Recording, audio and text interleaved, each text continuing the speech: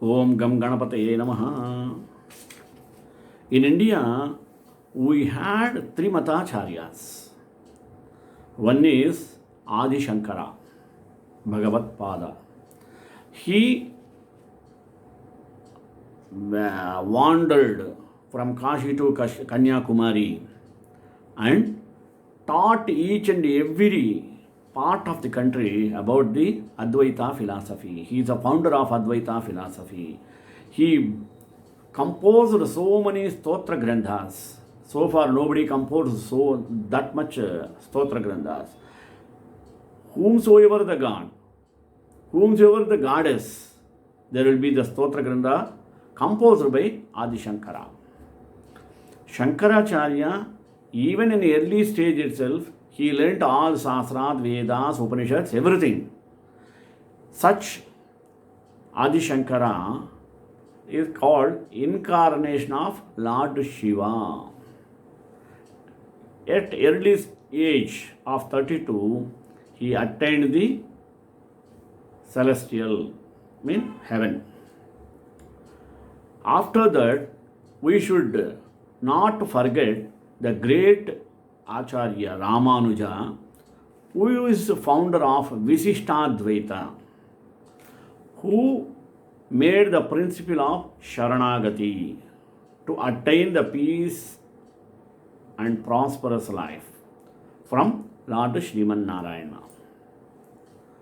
He also lived for 120 years. He is called as Samata Murti. That means he had no difference between caste, religion, creed, etc. He treated everyone equally. Moreover, after Ramanuja's arrival, all the lower caste people are permitted to enter into the temples.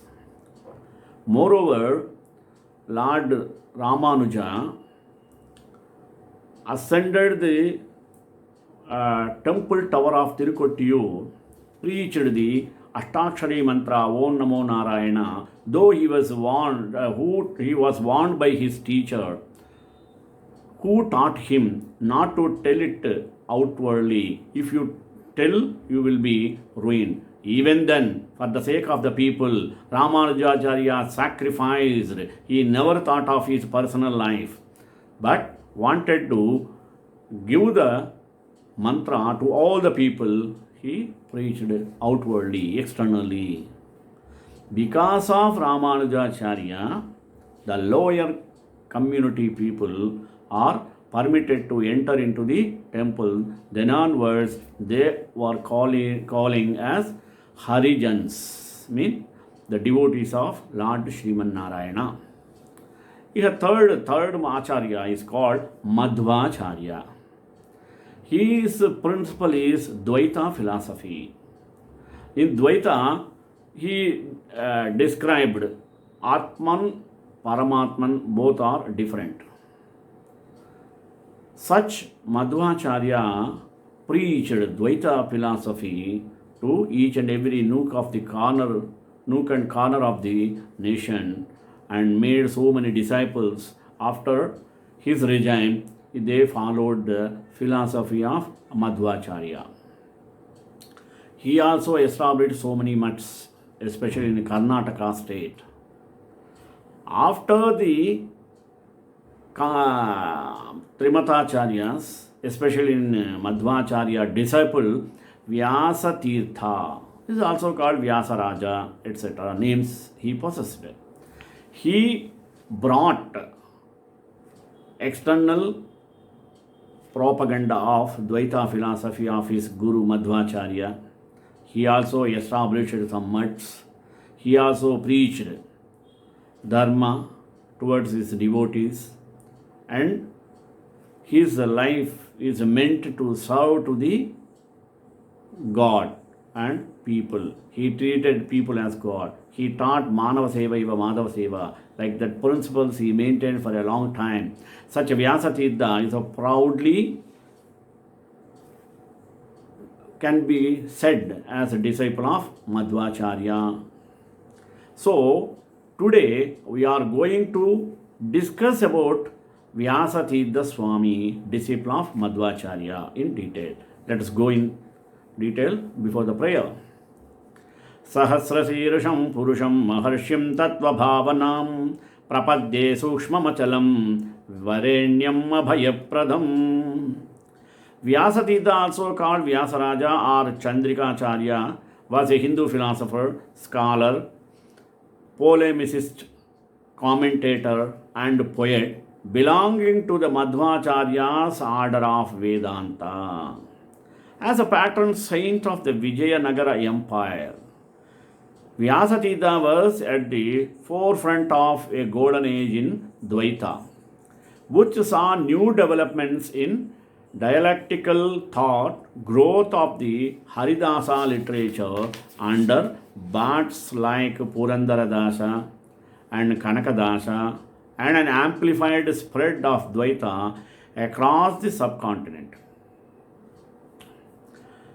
Three of his polemically themed doxographical works called Nyayamruta, Tatparya Chandrika and Tarka Tandava, collectively called Vyasatraya, documented and critiqued an encyclopedic range of sub-philosophies in Advaita, Visishtadvaita, Mahayana Buddhism, Mimamsa and Nyaya, revealing internal contradictions and fallacies.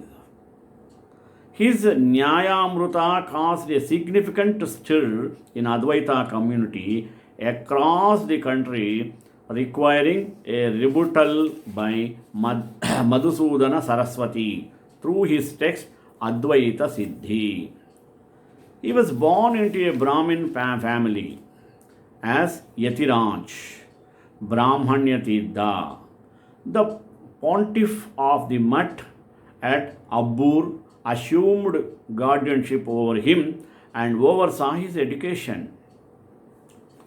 He studied the 6th Orthodox schools of Hinduism at Kanchipuram, Tamil Nadu, and subsequently the philosophy of Dvaita under Sri Padaraja at Mulbagal, eventually succeeding him as a pontiff.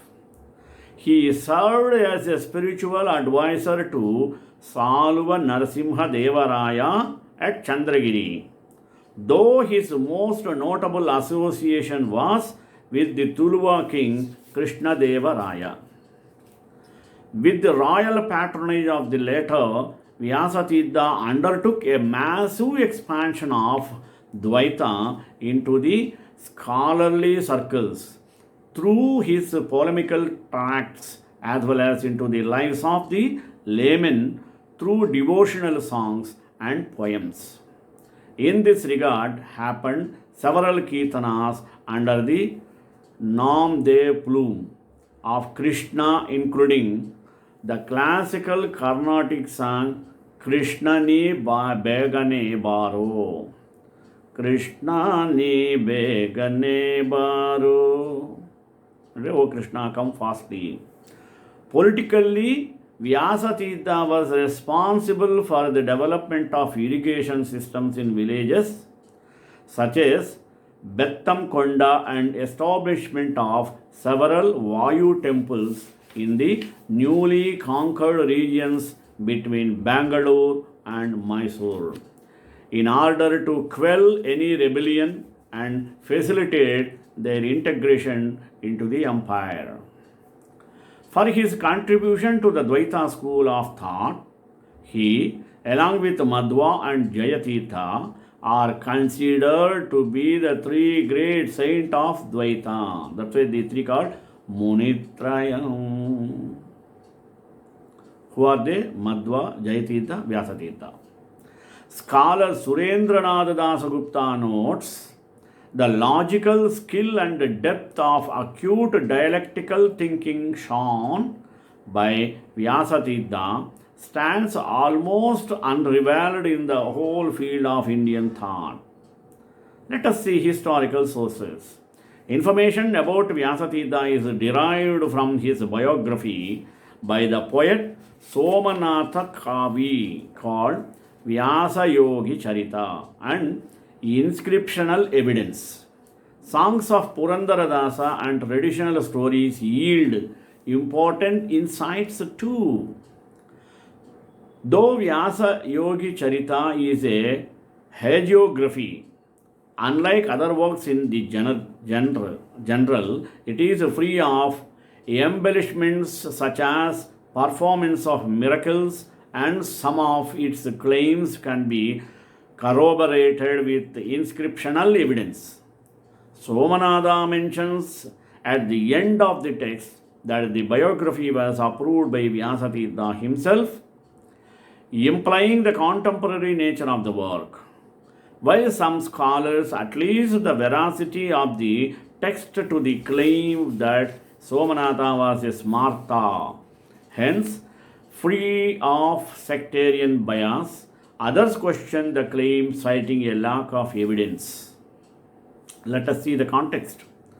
The philosophy of Dvaita or Tattvavada was an obscure movement within Vedanta in medieval India. Philosophically, its tenets stood in direct opposition to Advaita in that its progenitor Madhva postulated that the self, mean Atman, and God, Brahman, are distinct and that the world is real. As Advaita was the prevailing subsect of Vedanta at that time, the works of Madhva and his followers came under significant attack and ridicule. Madhva deployed his disciples to promulgate the philosophy across the country, which led to the establishment of a small and diffuse network of mathas, or centers of worship, across the subcontinent. The early years of Dvaita were spent spreading its basic tenets, including participating in debates with Advaita scholars. Philosophical improvements were pioneered by Purandara Padmanabha and subsequently perfected by Jayatirtha. Dasagupta contends that later's contributions brought Dvaita up to the standards of intellect, sophistication set by Advaita and Visishtadvaita. By imbibing the nascent philosophy with structure and expanding upon Madhva's large texts, he reinforced the intellectual position of Madhva and set the standard for Advaita literature through his seminal work Nyaya Sudha.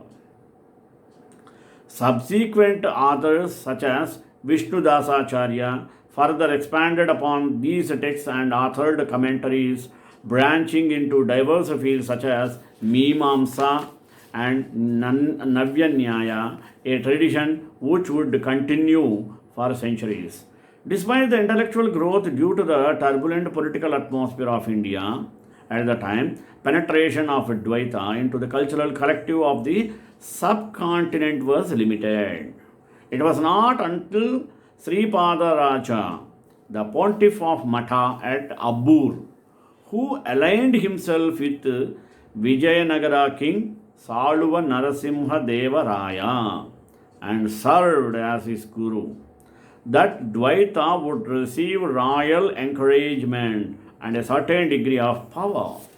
But the Smarta Brahmins, adhering to the principles of Advaita, and Sri Vaishnavites, following the Visishtadvaita philosophy of Ramanuja, controlled the Shiva and Vishnu temples respectively, thus limiting the influence of Dvaita.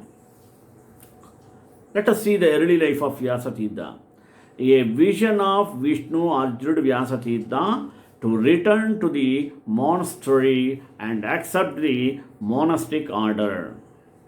Vyasatidha was born Yatiraja into a Deshastha Madhva Brahmana family to Ballanna and Akkamma in a hamlet Bannur. According to Vyasa Yogi Charita, a childless couple approached Saint Brahmanya Tirtha, who granted them a boon of 3 children with the condition that second child, who would turn out to be Yatiraja, be handed over to him. After Yatiraja's Upanayana, and sacred ceremony, Brahmanya Teertha assumed guardianship over the child. Brahmanya was genuinely surprised by the precocious intellect of the child and intended to ordain him as a monk.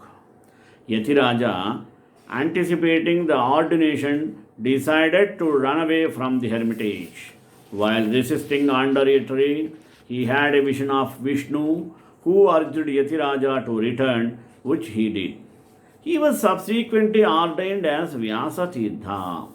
After the death of Brahmanya Teertha, during the famine of 1475 to 1476, Vyasa Teertha succeeded him as the pontiff of the Matha at Abur and proceeded to Kanchi, which was the center for Sastric learning in South India at the time, to educate himself on the 6 orthodox schools of thought, which are called Vedanta, Sankhya, Nyaya, Mimamsa, Vaiseshika, and Yoga. Sharma conjectures that the education of Vyasa Teertha received in Kanchi helped him become erudite in the intricacies and subtleties of Advaita, Visishtadvaita, Navya Nyaya, and other schools of thought. After completing his education at Kanchi, Vyasa Teertha headed to Mulbagal to study the philosophy of Dvaita under Sri Padaraja, whom he would consider his guru. For a period of 5 to 6 years, he was subsequently sent to the Vijayanagara court of Salva Narasimhadevaraya at the behest of Sri Padaraja. Chandragiri. Vyasa Teertha served as a head priest at the Venkateshwara temple, Tirumala. Vyasa Teertha was received by Salva Narasimharaya at Chandragiri. Somanatha speaks of several debates and discussions in which Vyasa Teertha emerged triumphant over the leading scholars of the day. He also talks about Vyasa Teertha giving spiritual guidance to the king. Around the same time, Vyasa Teertha was entrusted with the worship of the Venkateshwara idol at Tirupati and undertook his first South Indian tour. After death of Salva Narasimha, Vyasa Teertha remained at Chandragiri in the court of Narasimharaya 2 until Tuluva Narasanayaka declared himself to be the de facto ruler of Vijayanagara.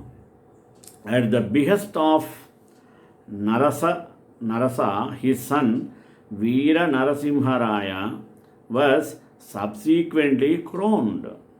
Some scholars argue against the claim that Vyasa Teertha acted as a spiritual advisor to Salva Narasimha II and Veera Narasimha due to the lack of inscriptional evidence. At Hampi, Vyasa Teertha mentioned cordial relationships with royalty, especially Krishnadevaraya, who considered Vyasa Teertha as his guru. At Hampi, the new capital of the empire, Vyasa Teertha was appointed as the guardian saint of the state.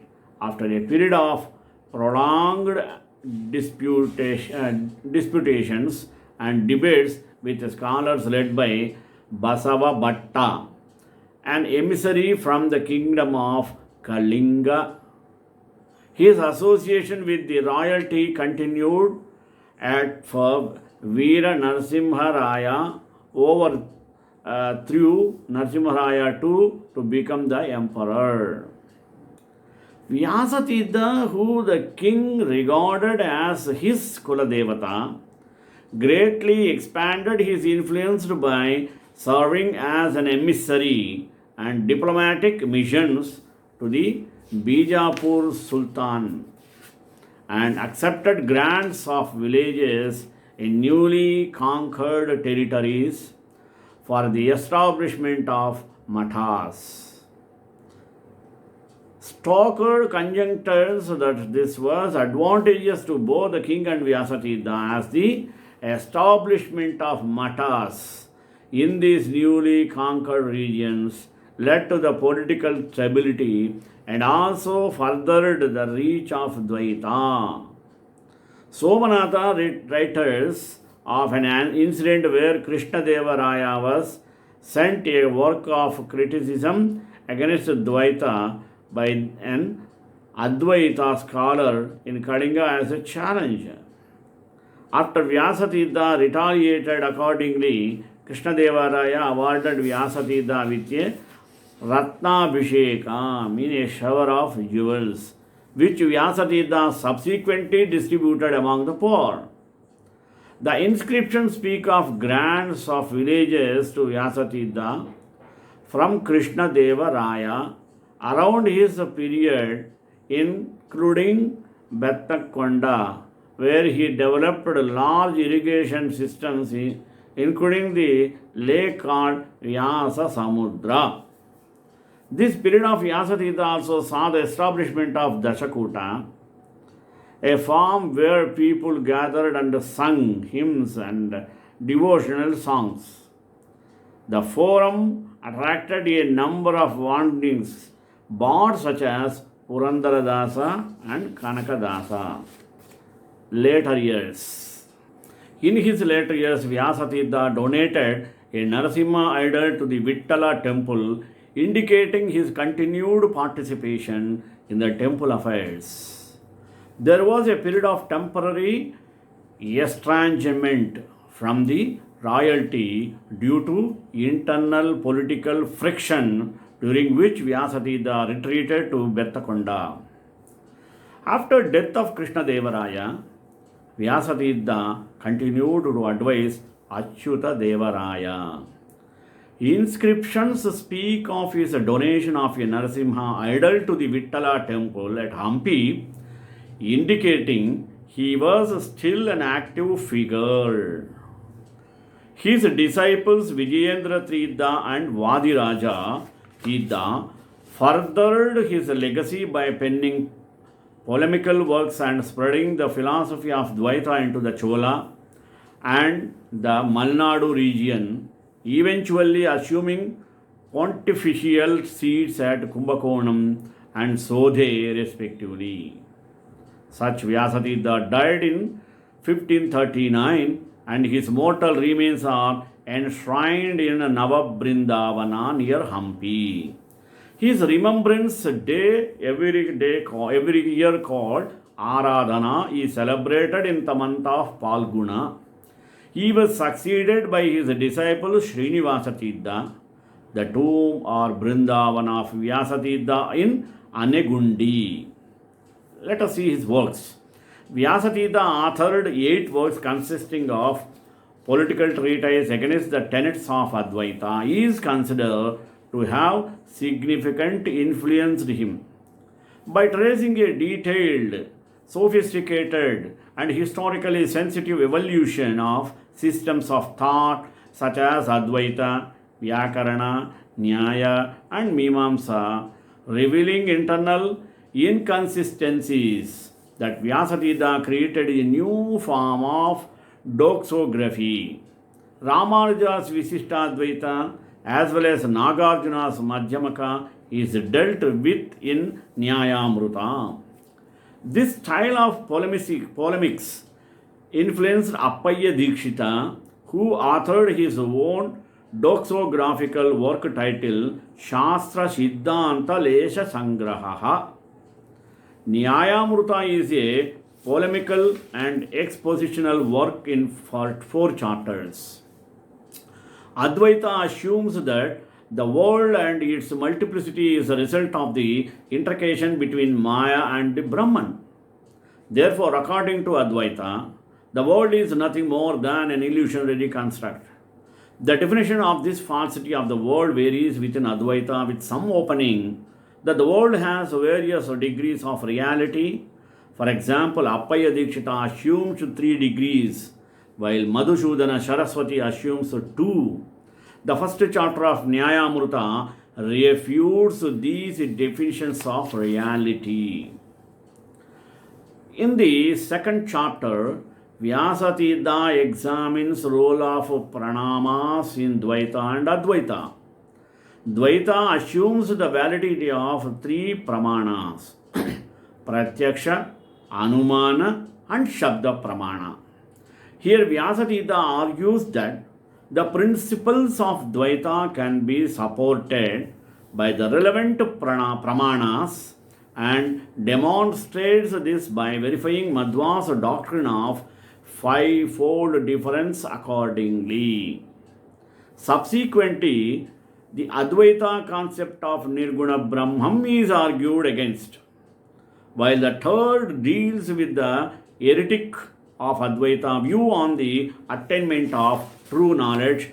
The fourth argues against soteriological issues in Advaita like moksha, specifically dealing with the concept of Jivan Mukti.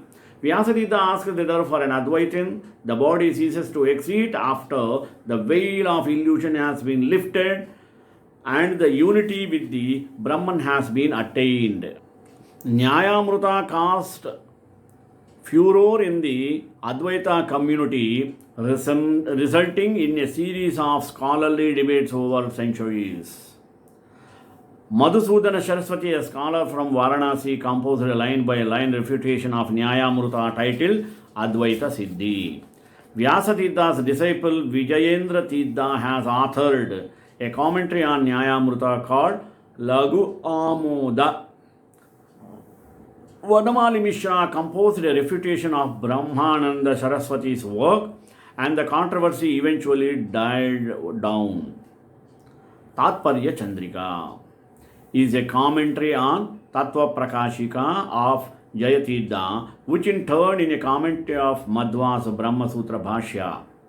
It is not only documents, an analysis of commentaries of Shankara, Madhva and Ramanuja on the Brahma Sutra, but also their respective sub-commentaries. The goal of Vyasa here is to prove the supremacy of Madhva's Brahma Sutra Bhashya by showing it to be the harmony with the original source, more so than the other commentaries. The doxographical Teertha, who was a disciple of Vyasa Teertha, Stoker postulates that his polemics against rival schools of thought also had the effect of securing royal patronage towards Dvaita. Let us see his scholarly influence. Vyasadeva was significantly influenced by his predecessors such as Vishnu Dasacharya, Jayatirtha and Madhva in that he borrowed from their style and method of inquiry. He exerted considerable influence on his successors. Varadaraja's Yukti Malika derives some of its arguments from Nyayamrita, while subsequent philosophers like Vijayendra Teertha and Raghavendra Teertha have authored several commentaries on the works of Vyasa Teertha.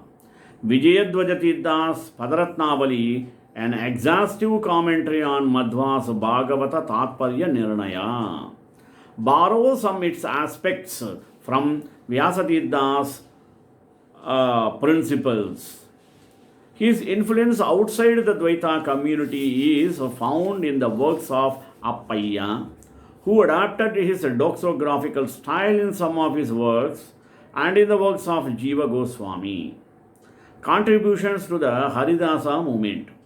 The contribution of Vyasa Teertha to Haridasa cult is twofold.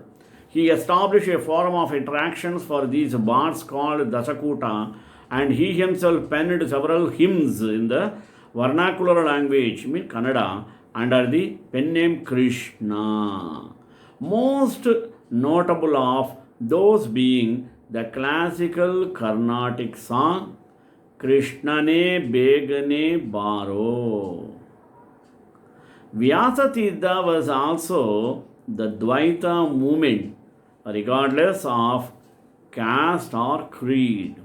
This is evident in his initiation of Kanakadasa, who was not a Brahmin, and Purandaradasa, who was a merchant. Finally, let us go for political influence of Vyasatidda. The political influence of Vyasatidda came into view after the Vasya Yoga Charita. The court of Vijayanagara was selective in its patronage, thereby creating competition between the sectarian groups. Stoker contends that Vyasatidda, cognizant of the power of Smartha and the Sri Vaishnava Brahmins in the court, targeted them through his polemical works. Though his works targeted the philosophy of Ramanuja, Vyasatidda maintained a cordial relationship towards the Sri Vaishnavites, often donating land and money to their temples. Sri Kantai Kalyana Nidhe Nidhetram Sri Venkateswaraya Srinivasaya Mangala Mangalasasana Pariyapadacarya Purvamaihi Sarvaesha Purvairacharya Satkritaya Stu Mangalam.